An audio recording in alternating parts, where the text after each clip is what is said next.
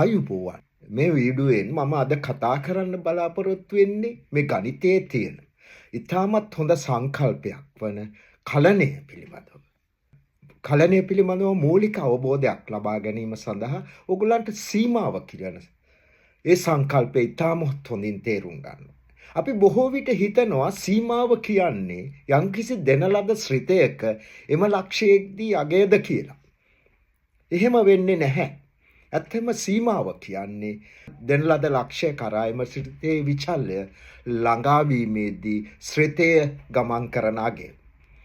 ඒ වගේම ශ්‍රිතයේ ස්වභාවය අනුව සීමාව සොයන ක්‍රමය වෙනස් වෙනවද? නෑ, එහෙම වෙන්නේත් නැහැ.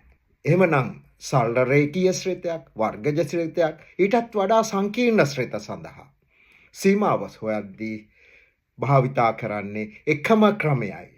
මේ වීඩියුව අවසාන වෙනකම් බලන්න. අන්න එතෙන්දී ඔයගොල්ලන්ට තේරෙනවා මොකක්ද මේ සීමාව කියන්නේ කියලා. මම මුලින්ම සරල රේඛීය ශ්‍රිතයක් සලකනවා. ඒක තමයි 3 බෙදීම 2x ධන 2 කියන ශ්‍රිතය.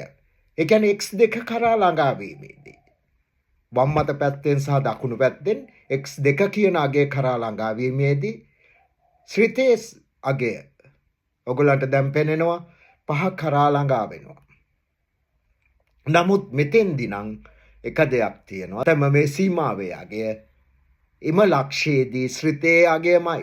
මොකක්ද හේතුව? ඒ කියන්නේ ශ්‍රිතයේ එතෙන්දී කන්ටිනියස් ෆන්ක්ෂන් එකක් නැත්නම් ඒක සන්තතික ශ්‍රිතයක් වන නිසා. දෙවැනි එක තමයි fx සමාන x වර්ගය. බලන්න x2 කරා ළඟා වීමේදී ශ්‍රිතයේ අගය 4 කරා ළඟා වෙනවා. එතෙන්දිත් වෙන්නේ ශ්‍රිතයේ අගයමයි. එහෙමනම් මොකක්ද වෙන්නේ?